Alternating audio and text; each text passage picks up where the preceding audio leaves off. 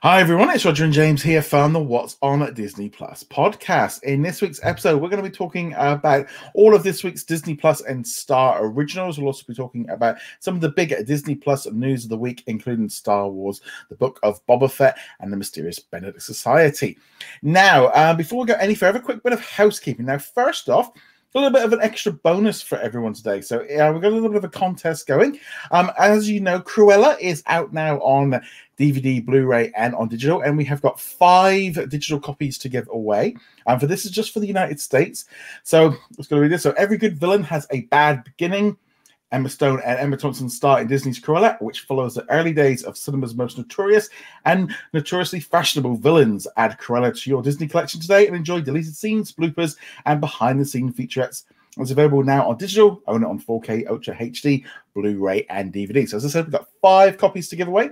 All you need to do is, if you want a copy, email me at roger@whatsondisneyplus.com, and the first 5 people to get it, I will reply to you with it. If I don't reply to you in the next couple of days, then you wouldn't want it. But that's kind of we've got a nice little treat there for people to give away. So if you haven't watched Cruella on Disney Plus, or maybe you just like having a digital version, there we go. Okay, so that's that bit. Now, let's move on now to some housekeeping. If you haven't already done so, make sure you subscribe to us on YouTube or audio platforms.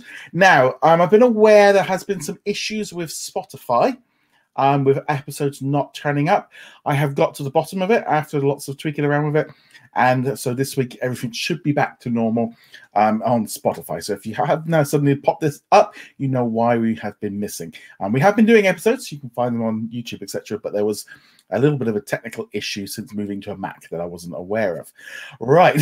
So that's the big thing. Also, just big thank you to all of our supporters on Patreon and also YouTube.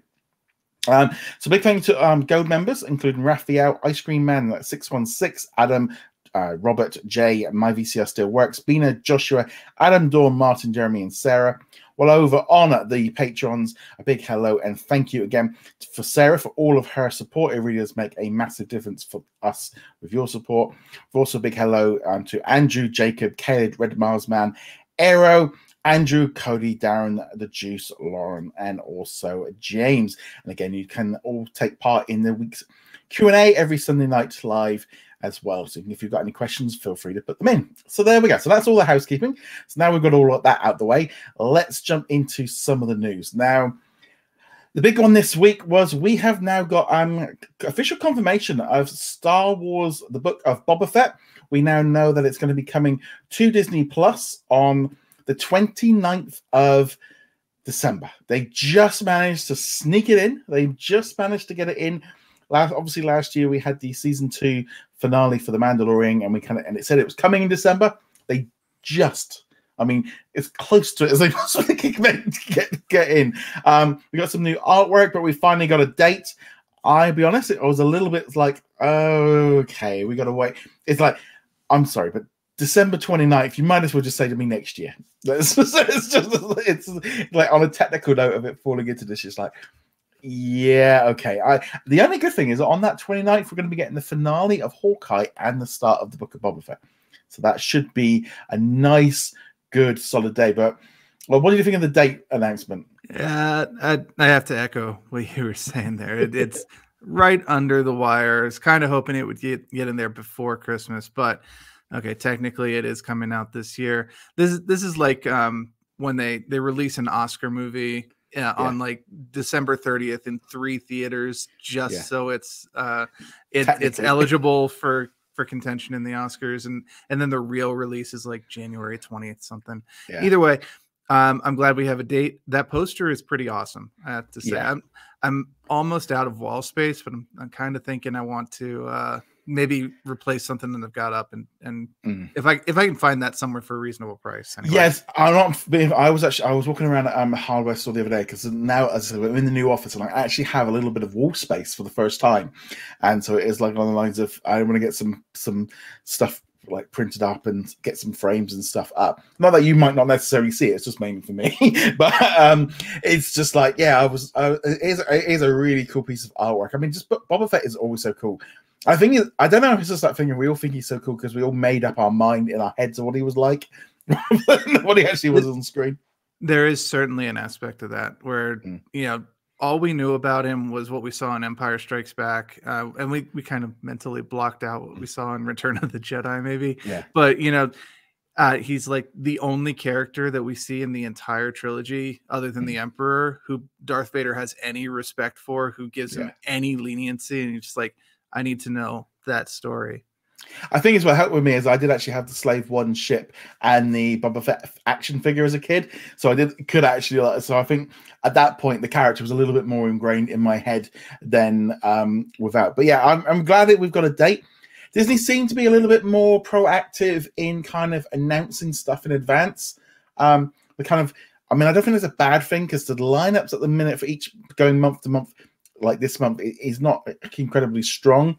So getting them kind of for people to feel like this stuff keep coming, I don't think it's a bad thing. We also got a trailer for Welcome to Earth, which is a new documentary series with Will Smith that's going to be coming at some point in December. We don't know when. The trailer for that broke. Did you get a chance to see that one? I did watch the trailer. It looks like they're going to some very interesting spots. I'm kind of interested in that volcano. And I wonder if they'll actually dodge rocks like they were talking about or not. But. Yeah, well, it's funny because I've actually I've been to a few volcanoes, but there was one in Nicaragua where we went and we actually climbed up the side of this active volcano. And, you know, we were standing on lava and lava was going past us. I mean, it was burning your trainers, it was singeing your hair on your legs. You know, we were toasting marshmallows on lava. So I've kind of got that thing of this show for me is just like, yes, tick, tick, tick. You know, you're doing crazy things. I love to travel. I love doing bits and pieces. I've been a load of places, and it was just the kind of thing of, I'm in. This is such a show for me. Sign me up.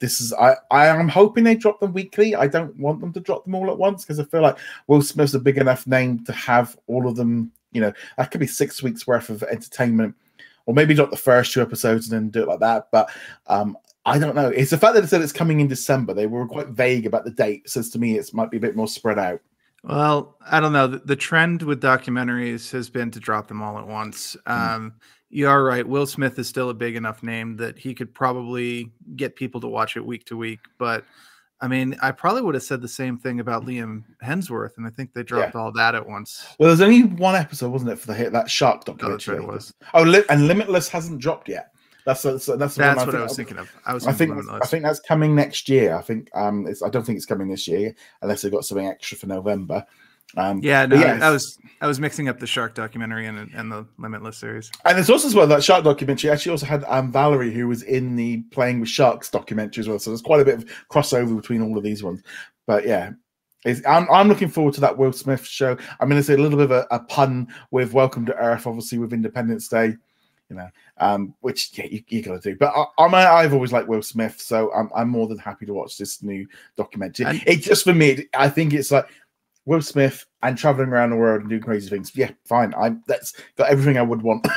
Well, the preview of the photography or the videography that they were doing was very, very well done. Definitely looks epic in scope. So looking forward to it.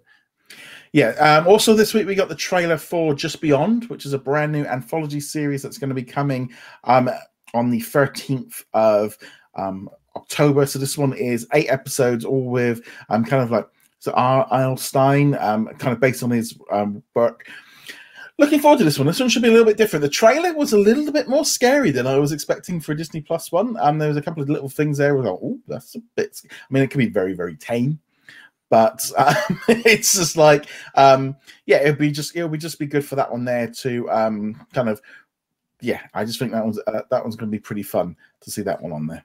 We'll see on that one because R.L. Stein has always been kind of like casual horror, like the stuff that I'm familiar with. He did like a whole book series I mean like probably hundreds of books, for kids. And what's scary as a kid isn't necessarily the same thing that's scary as an adult. And tax returns. I mean, honestly, and you don't even have to deal with the American tax system. No. So wow. But yeah, no, we'll see. Cause like he was scary as a kid, but then I read some of his stuff as an adult. I'm like, why was I scared of this as a kid? So this does look like it's more mature than what I remember growing up with, but not like, huge. We're not talking about like The Exorcist or something like that, but I think it'll be good Halloween fun. I think as well as like for the target audience, it's like a step up in terms of what they're offering.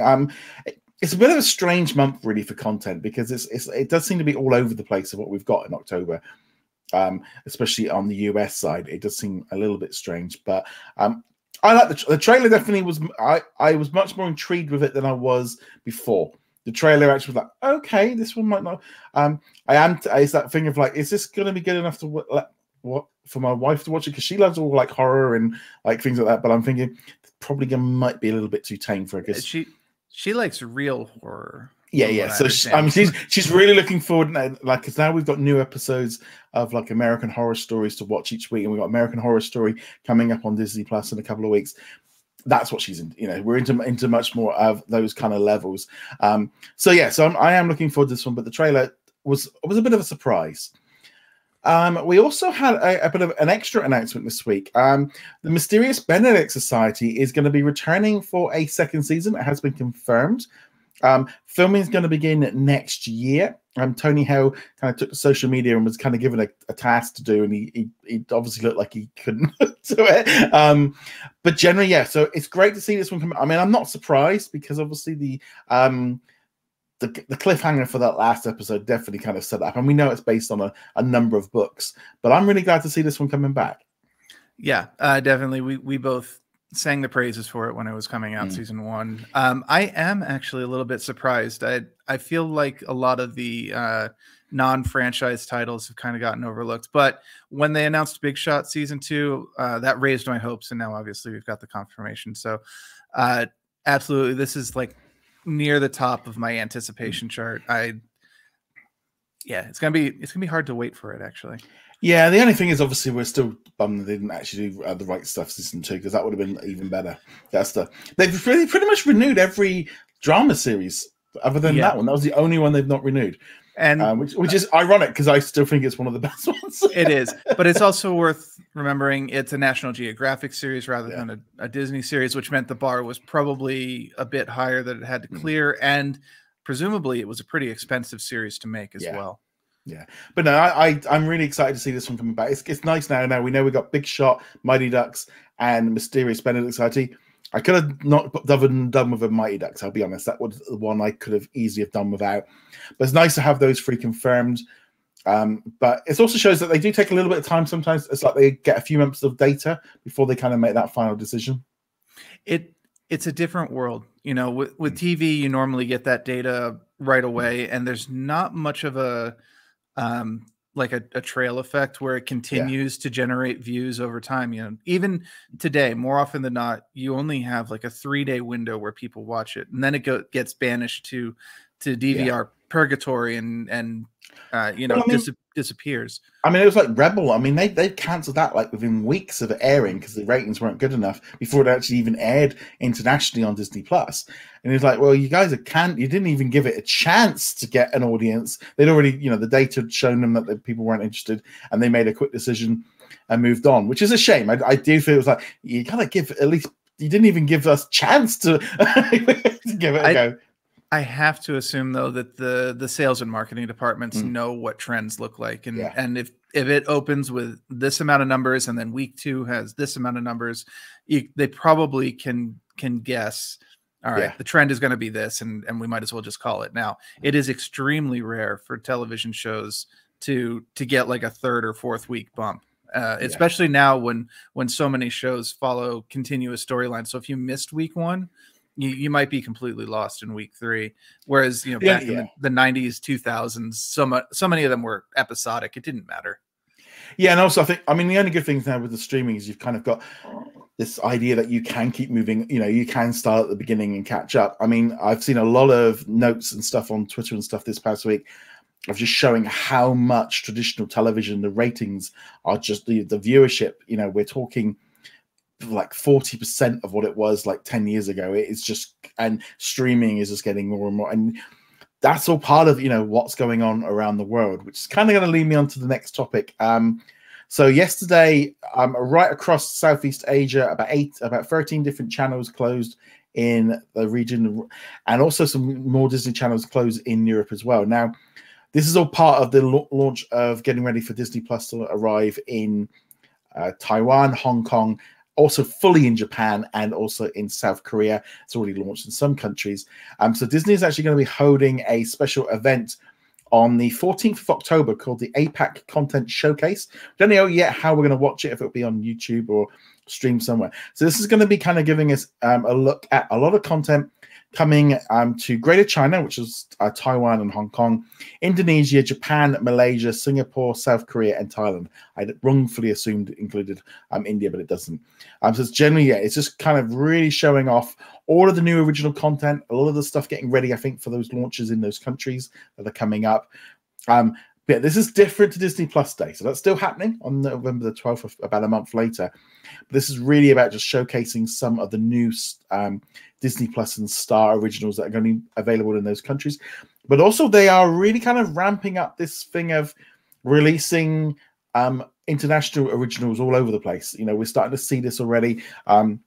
There was one that was announced this week in Japan, which was Tokyo Mer, which is all about an emergency room. That one that was in the press announcement from Japan that it was going to be released internationally. There was a Disney Plus original in Latin America that was in the press release. It said that it would be released internationally.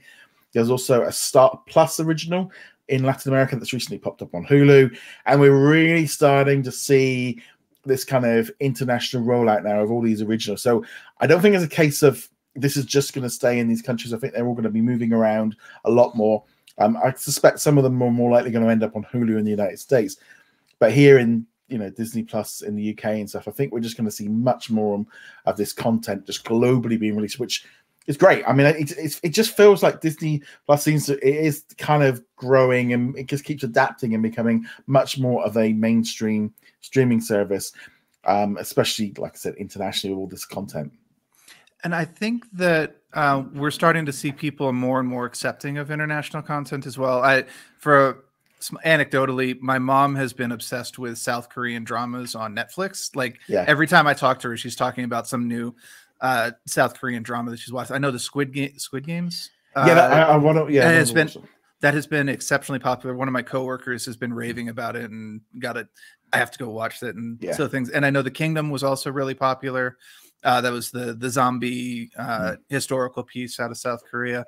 So point being, I think that people are much more interested in seeing this international content, especially when we get the really good ones. I don't know if this Japanese ER one is any good but bring it over. Let us decide for ourselves. Let the market decide for itself. Just put it out there. And you never know what's going to end up being popular. And also, as well, it just kind of makes sense just to kind of go, look, we own it. We have the distribution rights for it. We put it up there. You know, you make it available, you know, with dubbing or subtitles, and just let the audience go. You know, if you're going to have a small amount of people in each country watching it, fine. But it's not costing you any more money. It just keeps bulking up the series. I think we are going to see much more of this with like Hotstar being integrated with everything, and we are going to see much. It just makes a lot of sense. I mean, you know, that one Feyenoord, which is currently being released on Disney Plus, is about a Dutch football club. I mean, I've watched a couple of episodes. I don't really like football, so I've stopped watching it. But I still gave it a go. And I was like, okay, no, they've kind of done this right. I think documentaries are a little bit easier for them to do. I mean, I know we've enjoyed like Money Heist, Lupin. My wife's been watching quite a few different ones and stuff on there. She's, you know, kind of. As long as the only thing that annoys me is when you watch when they have the trailer and they have the description and you don't know it's in a different language until you get halfway through. But even like War of the Worlds, which came onto Disney Plus here in the UK earlier this year, it was half French, half English. And it was pretty. I don't even think as my dad did complain and going, why do they keep flicking to French? I'm usually there like I'll be on my I've got to stop that. I've got to read this bit. But yeah, I do like subtitled content, but you definitely have to be more in on it unless you know the language. Yeah, I mean, I honestly prefer them dubbed so I can kind of relax a bit more, because you can, in some ways, you can second screen a show, and I think that's the best thing is you can almost second screen a show like that, because you don't need to concentrate, and the lips don't matter so much, because you just look at when the action's happening, and if they're yapping it, you can kind of turn off a bit. Yeah, that's kind of what I was getting at. If you're watching it subtitled, you have to focus on it. You can't be doing something else. If you're watching it dubbed, you can have it on a second screen. And I think either one of them you get used to. If it's dubbed, you eventually just don't notice that the mouth movements don't match with the words. And if you watch it subtitled, eventually the subtitles just kind of blend into the picture. And I know the one complaint a lot of people have with subtitles, like, I'm reading it, I'm not seeing what's going on the screen. And it's like, you watch it enough, it just becomes natural. I think for me, I know when I used to go and watch a lot of martial art movies and stuff, it was a little, I do actually want the dubbed version, because I can watch the fighting and the beautiful, watching things like Crouching Tiger, Hidden Dragon is a lot easier to watch because you got all the action and stuff. So that was kind of thing. The thing that got me about Crouching Tiger, the time I watched it dub, was they gave them all French accents, which was I was like, why? Why did you give them French accents? But whatever. But no, there's a lot of stuff going on, and I think we're starting to see Disney really just revving up what they're doing. They're going to be closing a load of channels down in Latin America as well soon. They are just fully going in on this platform, and I just think it makes a lot more sense to release all of their content same time, same place, all over the world. Let it do what it needs to. You can hide, you can hide it away in different sections and stuff, but just let us have the choice. Let everybody have a choice of, if you want to watch the next big Bollywood movie, it's there. If the numbers aren't gonna, if no one watches it, it's like, well, we've already, it's on Disney Plus Hotstar, it's been popular there. That's the way I look at it. I just feel like, why not? There doesn't seem to be any benefit not to do it. Right. That's what we've been saying all along. Could just keep on bringing it. Yes. And digital storage costs are so low that if nobody is watching a particular show, the costs are almost nil. The only cost you have is licensing, presuming it's not content that Disney generated. Yeah. Also this week we did get all the we did get some updates on what's coming to Australia and Canada this month. There wasn't a huge amount of surprises, anything that we didn't know already.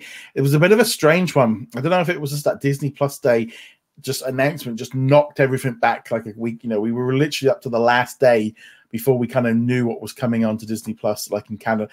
I mean, literally, Free Guy. You would imagine Free Guy, big 20th century movie, 45 days exclusive, comes to the UK and Australia and all over the place.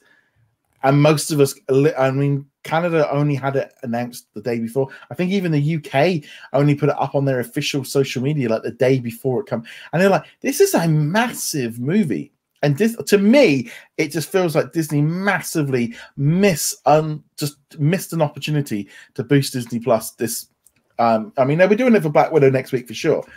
But it just seems like such a miss just to not promote Free Guy on Disney Plus this week. Yeah, that was very weird. It's almost like they just forgot that it was coming to some of these regions. I don't know. It seems like we're in this weird bit where they're trying to work out what to do with like 45 days. It's like, yeah, it's great, get it on the streaming. And then like day 35, going, we're still making money at the cinema. Like, don't tell anybody. Don't tell anybody. We don't want them to know. Well, I mean, that's the big thing, isn't it? I mean, not to go too much of a tangent, you and I we've discussed it previously, but there seems to be this mentality that Disney wants to get away from theaters, that they want everything to come to Disney Plus, and we're talking like everything, Eternals and whatever the next Avengers game is. Like, no, the box office is still where they make the vast majority of their money, and they know it. And there is a certain aspect like, no, nobody needs to know that Black Widow is coming to Disney Plus because we still have ticket sales to get, or Free Guy, or anything. And Eternals isn't even doing a Disney Plus premiere access or anything. It's going theater only, as far as I know at this point. Well, they've said that everything for this year is now right. 45 days, except for Encanto, which is 30 days. Right, and so it's very clear they want the theaters, and I think you're right. I think that's part of it. Like, if we announce it too far in advance, people will just stop going to theaters, and that's ticket sales that are lost. But It's catch-22. It's like, well, if you don't want to promote it, then maybe delay it 2 weeks to kind of promote it. It would make more sense. I mean, I put up in my gaming group like, oh yeah, watch Free Guy, and like someone, oh, is it Premier Access? No, you can watch it on Disney. Oh, I'll watch that then. And like, already, what did they not want us to go to the cinema? It's like, and this is just casual friends. It's just like, yeah, you can kind of, it's on there now, and they're like, already. It just didn't know it, and it was definitely a fun movie. I watched it the other night. I really enjoyed it. I thought it was a lot of fun. It was definitely a video game movie with lots of little nods to video games. My wife hated it, and she actually did actually get up halfway through and went to bed. That was because she said she called it 5 emojis out of 5. 5 emojis out. She said it was awful. But then, as I did say, it's like with not understanding like video games, I think it just maybe it was just like, this makes no sense at all. It's got, where is it going? What is it doing? I thought it was a lot of fun. I mean, I'm going to watch it again. There was a couple of moments in there that I really did enjoy, specifically the Disney crossover bit, a part of it. But yeah, it was this kind of thing of going, wow, I only missed it last month because I was on the cruise, because it came out the same weekend we were going away, and it's like, wow, this is just on there already. It was great. I mean, can't complain of it. Being honest, it was like, well, that was September's subscription worth it. It was a lot of fun. I can understand if you're not a gamer, you don't have the gamer like mentality, or you miss all the nods. I could see why it wouldn't be fun. It actually had less action than I was expecting it to have. It is much more focused on. Well, it had a lot of stuff going on. I mean, there's a lot of stuff going on in the background. Background, yes. Yeah. It's especially at the beginning when you first get introduced, and it's literally just chaos going on in there. Yeah. Honestly, one of my favorite bits though was just Taika trying to do kip ups at the end, where you're lying on the ground and you try to like push yourself off and do the jump up, and he just could not do it, and just like, this is hilarious. Yeah, I mean, there's little things like there's people running around and jumping up and down, jumping, spinning. I really enjoy. I mean, I see it. You see it at Fortnite all the time. We're just like people just running around. It's like, what are you doing? It's a dog got the controllers.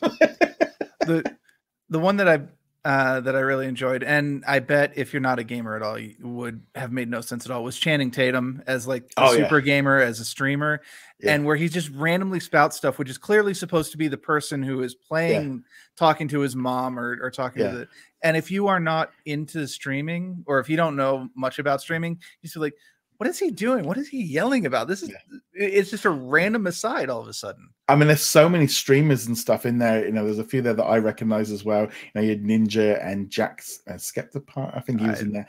Yeah, there was at least some of them I recognized. So I was like, oh, I know, I do know a little bit. So, but yeah, I just thought it was a lot of fun. Just great to see it on Disney Plus internationally. In the US, unfortunately, it's going to have to go to HBO Max first before it can go to Disney due to pre-existing contracts. But you can rent it now. It is available on digital purchases and stuff. But I really enjoyed it. I mean, to me, it was a good highlight of the week. I mean, it's just been a really good week actually for content. It also reminded me as well, we did have a new trailer for Encanto. So that came out on Monday, which was full of magic. Yeah, it was. Oh, well, do you know? It was kind of one of those things that it came out on Monday lunchtime, and it actually really sold me on the movie. It's much more about the magic, a little bit more action packed. Got a better idea of what's going on because the house is. She needs to help them. They all kind of loot. They all got their powers, but they need her to fix the problem because she doesn't have any powers. So it's definitely worth checking. And again, that one's going to be coming to cinemas for Thanksgiving, and then it will be available on Disney Plus on Christmas Eve. So you don't even have to go cinema to see it. You've literally got to wait a month. I mean, I literally told my friends, like, yeah, just go see, you can watch it on Christmas Eve. Because they don't want to tell you that. They don't want to tell you that. Well, they're not going to tell you that over in England or Europe so much. But in the States, Thanksgiving is one of the biggest movie days of the year, and the day right after Thanksgiving, so Black Friday. So in the States, it is a very big deal that they're releasing it on Thanksgiving. And I expect it will do fairly well at the box office. It will be something that a lot of families will go see. But yeah, obviously Thanksgiving in England is meaningless. In France, it's meaningless. You know. Yeah, I must. I still remember. I mean, it's like we were in Shanghai Disney, not last Thanksgiving, the Thanksgiving before, and we were sat in this restaurant having a Thanksgiving dinner because they had it on the menu, and we go, yeah, I love that. We're like, it's like, is this a bit odd? We're two British people sat in a restaurant in China eating a Thanksgiving. But yeah, so it should be a lot of fun. I'm looking forward to seeing all of this dropping on there. Also, just a quick note as well. Among the Stars is a brand new documentary series coming to Disney Plus on Wednesday next week, which is a 6-part documentary series that basically just follows NASA going up into space. It kind of starts with a couple of different guys that they're following, but it kind of branches out. So I've seen all of the episodes, and I did put up my written review this week. I know James is going to love this. He loves NASA, loves space. This is a detailed, heavy. It doesn't sugarcoat it. There's no stupid kiddie documentary over commentary. You know, they don't dumb it down. They follow them through, showing all the little things, just like even just building tools and what they have to go through to get into space and what they have to learn and the experiments. It's very detailed. I mean, watching the first opening scene with somebody nearly drowning in space on a spacewalk, I mean, that's scary. I mean, to be in a spacesuit, walking around, you know, on a space station, walking outside, trying to fix something, and you're literally you're filling up with water inside. I mean, and you know, like escaping from, you know, rockets exploding, and so it's pretty thing. In some ways, I think it was maybe at one point was being made by National Geographic. But I actually feel like putting the Disney brand on it is like this is National Geographic quality. This is, if you like your space documentaries, watch this when it drops on Wednesday next week. I think it's a really good documentary. I really enjoyed it. Yeah, and I've heard the story of the water filling the spacesuit. I've never seen footage from it. I didn't even know there was footage, but obviously NASA films everything. Yeah. There are a lot more near misses than people are aware of in the space. Like there's an entire Wikipedia page just dedicated to near misses, people almost dying, almost disaster strike. It's kind of crazy how often it happens, and good on them for shining some light on it. Plus, you know, nothing against SpaceX or Blue Origin or any of those guys. It's kind of nice to see something with NASA again, getting the headlines on it, even if it's just a documentary. Yeah, I mean, I think again, I've got a soft spot for NASA with going to the Space Kennedy Center and seeing a shuttle go up and all that. For me, it was just a great documentary. If you like space, you're gonna like this. It's a proper, I'd say it's a proper documentary. It's not sugar coated. It's not got you know, a Disney nature kind of overlay of like explaining things like your five. This is a really good documentary, so I would really recommend it. But definitely saying to you, James, you're going to enjoy it. Oh, one of the things that I mentioned earlier this week is I've been very bad about saving stuff until Friday to watch. It just kind of happens that way. I don't think that's going to happen for this one. I think this will be right there on Wednesday. Also on Wednesday, you're going to be getting Black Widow. Black Widow's out for everyone to enjoy as well. So other new releases this week. So we did have, let's talk off with What If. Well, what an incredible episode. So this one was Ultron. What would have happened if Ultron had won in Age of Ultron and basically got inside a Vision's body? And well, let's just say this is the like the penultimate episode. It's a two-parter with the finale next week. I mean, and then it goes all. I mean, he's pretty vicious. I mean, he is just wiping out the entire planet of everybody. I mean, how he takes out Thanos. I mean, Vision really should have upped his game. You're like, man, that wasn't hard at all. Why didn't you just do that in the first place? But last week when we were talking about the episode, I remember one of the last things I said was like, man, I really wish we would have gotten the Ultron, because that seems like a much more interesting story than we got. And in fact, it was a much more interesting story. That said, like parts of it didn't really click with me. Like anything going through the multiverse where you're smashing through all the different realities, like it's cool visually and not really in on this that much. But the build up for what presumably will be the ending episode next week is great, and I'm really expecting a solid ending out of this. It was also nice as well because it's kind of it linked up with the Doctor Strange episode, and and just seeing the Watcher actually having to do something rather than just being really creepy looking for the window. It's just like, yeah, I really enjoyed this episode. I'm really looking forward to see what they do with it. I definitely think it's going to be fun to watch.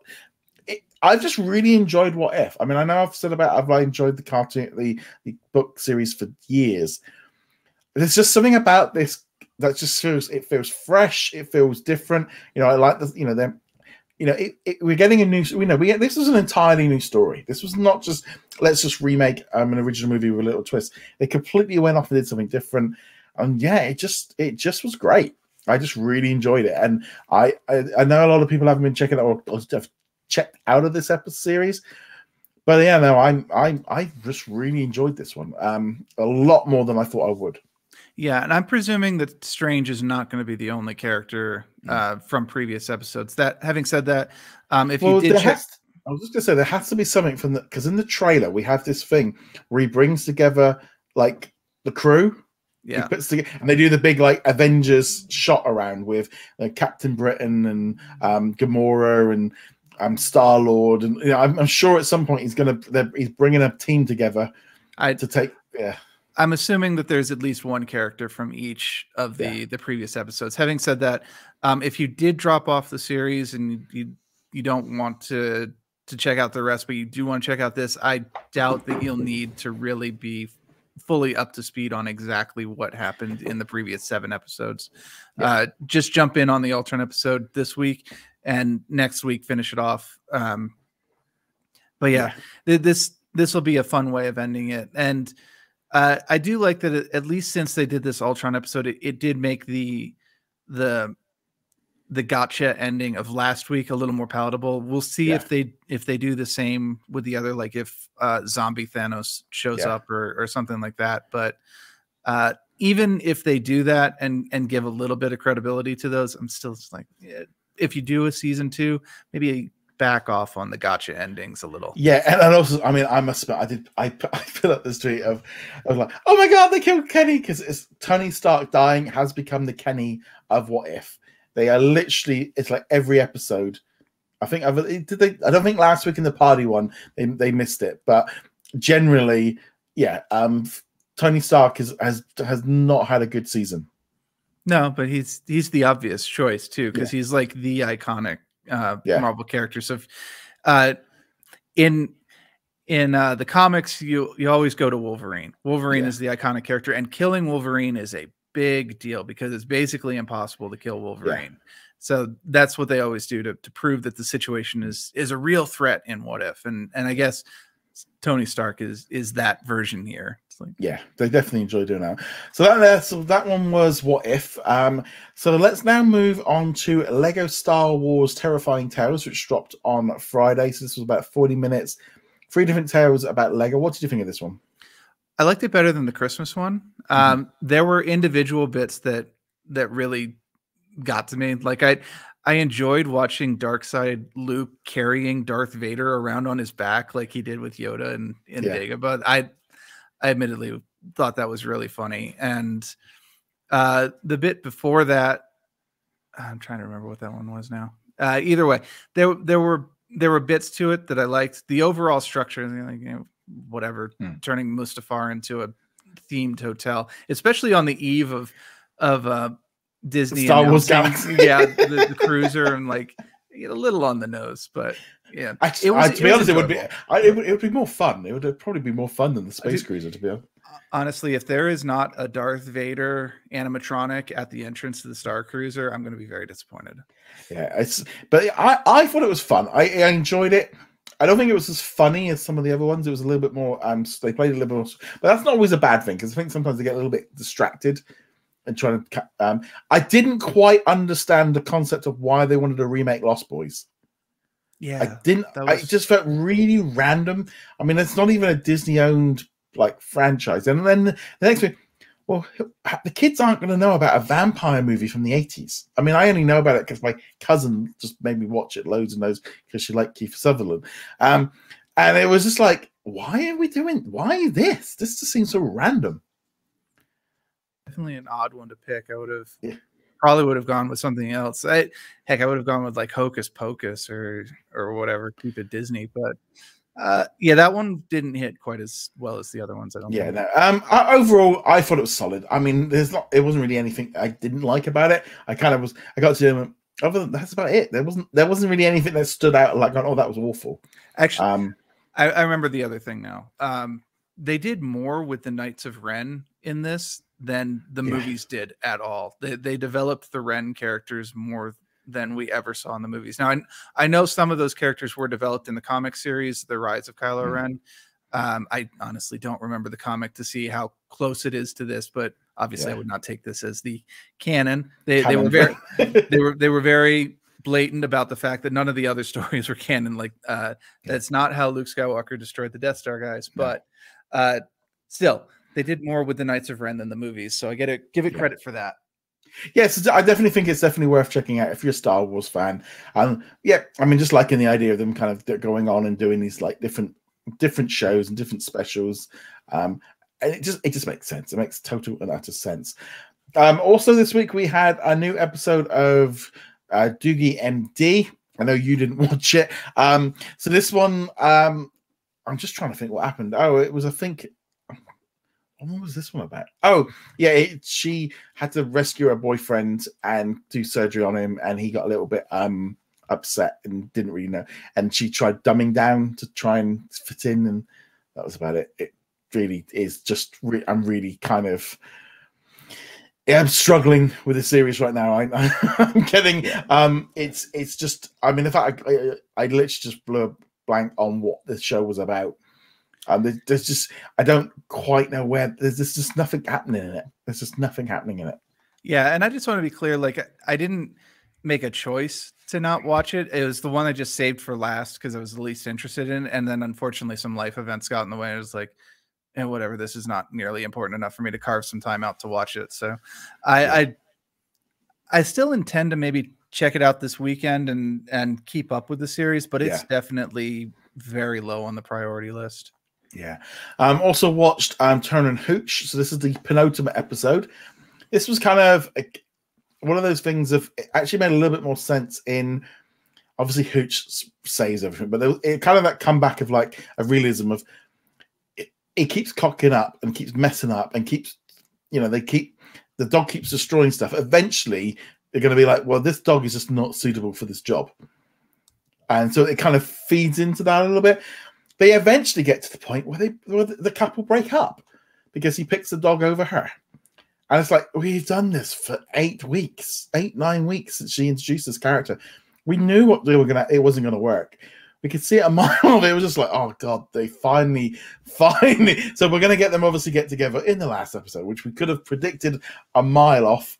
I think we did predict. Yeah. And they're also slowly building up on the idea of, something going on with the brother and the sister trying to track down who killed Tom Hanks. They finally get to the point of the story moves along a little bit. It wasn't a bad episode. I'm definitely glad I jumped back in. I gave this series a second chance and did a bit of a binge. I am actually looking forward to seeing how it all wraps up next week. I mean, we know how it's going to all wrap up, but it's kind of weird. It's kind of a weird one, really, because it feels like. I mean, it's like from your point of view, I could almost say to you, like, well, maybe just skip straight to the finale, and I don't think you would have missed much. I mean, the only ongoing story were who killed Tom Hanks, which barely got any screen time in the episodes I saw, and then of course the will they won't they get together with the dog trainer girl. And it's like, well, once they weren't together after like 3 or 4 episodes, like, all right, they're saving this for the last episode, obviously. Yeah, so that's kind of it. I mean, it's a good, solid show. I mean, there's that question of will this one be back? I don't know. I also feel like I don't know if like 12 episodes was a little bit too long for it because it feels like that. I mean, each episode has its own storyline, but this like constant just stretching out the 2 subplots going on. It just felt so sluggish. Yeah, There's also I don't know if it gets better or not in that regard, but like. I always felt like the main actor wasn't quite right for the role. Like, he's just whiny. He's just whiny, and you're actually going like, you are incompetent. and it's a little bit hard to feel like, he just needs he just needs that opportunity. It's like, no, he really is just bad at his job. He's just not competent. Well, it's not so much that he's bad at his job, from what I remember. It's that he's not right for the job that he wants. Like, he's actually very good at the job he has, but he's very interested in being part of the A squad and being the But they haven't even used them used them for a few, because he kind of embarrassed them on a number of occasions where they kind of shifted that whole arc. It feels like this series has gone through quite a few like changes as the series has been going on, whether or not like COVID and delays and things of like, we dropped the whole like let's reenact a movie everything after the like second or third episode, and then we had this whole thing of trying to prove himself to these guys, and that kind of dropped off. And even his buddy, who was having a wedding planner and something that I don't know. It's a very strange little series. It does feel like it's going all over the place because they keep changing their mind of where they're going. It wouldn't surprise me if this is another one of the victims of COVID. We kind of saw it with the Mighty Ducks as well. Some other series where they had to cut off shooting and they weren't able to finish storylines that they wanted to complete, and it kind of and they just had to scramble to put something coherent together. I don't know if that's the case here, but I could definitely see an argument for it. Certainly happened to plenty of shows this past year. Let's now move on to some of the other original shows that are on Disney Plus internationally. So let's start off with Only Murders in the Building. So this was episode number. So we're going to be on episode 7. So that's the Australian, US, and Canada one. This will be dropping onto the UK next week. This one was very strange because it was told from the storyline of a deaf character. And it took me a while to realize what was going on. And on one hand, it was extremely powerful. And on the other hand, it was a little bit annoying. I liked what they did with it, but there was aspects sort of like, well, why couldn't we have just had people talking at that point? Because it didn't make any sense from our point of view watching it.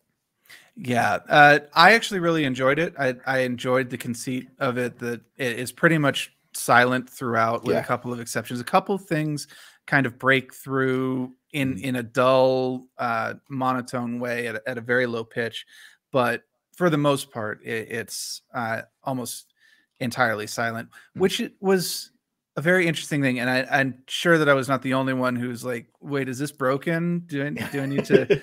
It's not broken. It's supposed to be silent, but at the same time, I see what you're saying too, where it's like there were parts where it did not need to be silent at all. It was, we'll have them talk through text messages instead of, and it's like, you really don't have to do that. It reminds me. Oh, go ahead. I was going to say, it was more on the lines of when that character wasn't around, why were we doing it? Right. Like when they're on the date, for example.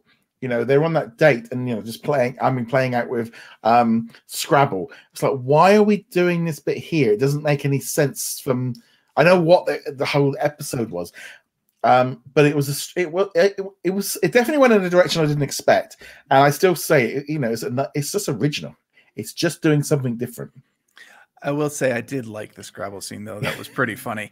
And I was worried for a bit that it was going completely over Steve Martin's head, what they were talking about, until he dumps the letters on the board. I was like, is he catching? Because it really looked at first like he's like, nope, he's oblivious to what's going on. I would have been oblivious to what was going on. But I just loved that scene where they basically had foreplay through Scrabble. It was very fortunate that they had the right letters for what they were trying to do. I'm just trying to put together a word where you're playing Scrabble is bad enough. But it was a really good, fun episode. It was definitely a bit different. I don't know. On one hand, I think it worked, and on the other hand, it's like they pushed it a little bit too far. I would have liked it's just that whole thing of they're now kidnapped in the back of the van. I would have liked a little bit more to go along with that. I understood. I didn't mind them kind of creeping around and texting each other because it actually made the only thing is put your phone on mute as it keeps buzzing. It's like if someone's gonna be I suppose he's deaf, he wouldn't hear it, but it did kind of just like I wasn't expecting that whole storyline to go where it did with the grave robbing and all the rest of it. It went a bit different. Yeah, that was the other thing I really liked about the episode was we really moved the plot forward. Now, the key plot of who killed Tim Kono has not been explicitly answered, and they're still leaving open that these guys, while benefiting from it, weren't actually the perpetrators. Like they had this whole other crime that they're Yeah. trying to cover up, and so that's what they're trying to go with. Going back to one point was many years ago, Marvel did a month where they did all of their comics with no dialogue at all. They called it Enough Said. It was a gimmick that they did. It was supposed to be a tribute to an old G.I. Joe comic that accidentally shipped without any dialogue boxes, but it ended up being just fine without them. Like it was the perfect. But what ended up happening with the Marvel comics was you really just got a whole bunch of stories that were they just had no dialogue in them. And they had to bend over backwards to explain things that you could have just had in a thought balloon or a word balloon. Is like, it's a gimmick that when you know what you're doing with it and you have a reason to do it, kind of like for most of this episode, it works really well. But when you're just kind of going, no, we're just going to do a comic with no dialogue for the heck of it. And it's like, all you're doing is making it harder for yourself. It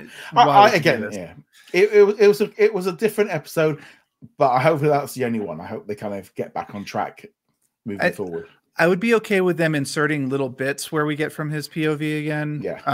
Where, he can, where everyone has to talk in sign language and we go through the thing, but it should not be the whole episode. There were definitely parts of this episode where like he's not here. Why can't they talk? No, but overall, again, and it's a really good series. Moving on from there, we got Why the Last Man. So this is episode 4, which dropped this past week on Disney Plus in the UK. Bit of a strange one again with the FX content. It's kind of all over the place in terms of how it's arriving around the world. So this one was, I watched it this morning, and I'm just really enjoying this series. I did actually say to my wife to kind of like, oh yeah, you want to watch that show and kind of, so she's watched this episode this week, and she goes, oh, she's been enjoying it, which is good. Just this whole thing of them being on the run and him having to hide, and then when they do see him, this whole thing goes off of like in the marketplace. And I thought that was a really good scene. And them just trying to hide who he is. And she's just a badass. She's just a pure badass that, she's got a mission and she will do anything to make sure it's success. She will, but it does seem to be that they are already indicating that it's taking a toll on her mentally. They certainly implied that while she did what she felt she had to do with the other 2 pilots at the end of episode 3, she's not feeling 100% like, oh yeah, I did the thing and it's done and that's it. And there does seem to be some regrets. I mean, the fact that she shot the woman in the leg rather than kill her, but then there was almost along the lines of, they don't need to be killed because they don't know anything. Nothing can come back on the president or anything because they don't know there's no connection. He's just some random person. And also we've got the whole storyline with this group, working in a warehouse with chickens, which I wasn't expecting where that went.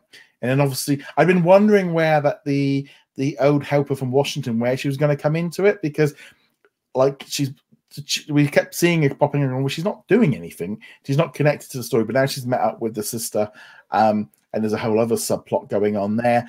Again, I'm just really enjoying this series. It's just, again, something different, fresh, something else on there that's different to everything else we've got dropping on Disney Plus. And it's just nice having such a variety of things dropping. Yeah, and having read the comic series recently, I read in advance. One thing I'm really enjoying is that they're really just using the comics as an influence rather than fully translating them. For one, it wouldn't have made sense because it's like 16 years old and the politics are different now. But, the women that we saw here, they're probably the characters who were inspired by the Amazons in the comic series. But that whole story arc is obviously going in a completely different direction than when it was in the comic.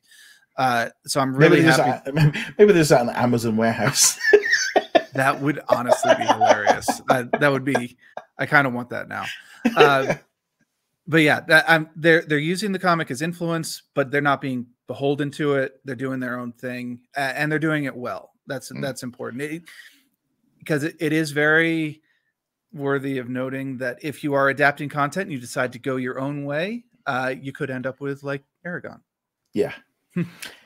On that note, I think as well, I'm not going to read the book now because it's just like I can then enjoy the show for what it is rather than what I'm comparing it. Because sometimes that can be an issue if you're comparing something.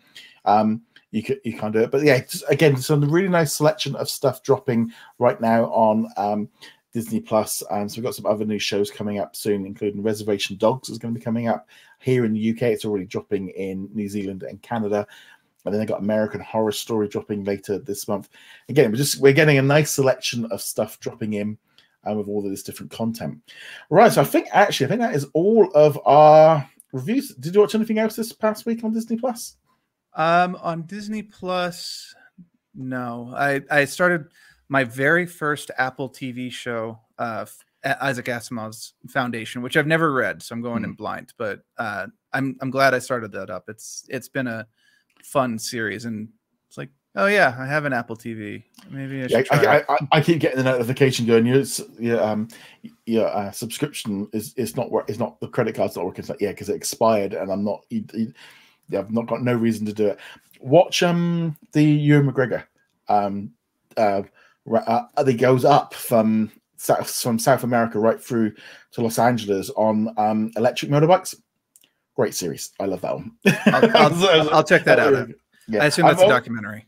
Yeah, have you watched the other ones where he did a long way round and a long way up down? He did it's like the third in this series of where him and Charlie, they basically just ride a motorbike around the world. But this one's a little bit different because it's like set 20 years obviously after they did the first one. But yeah, just really enjoyed that series. I'm trying to think. I've been watching Orville.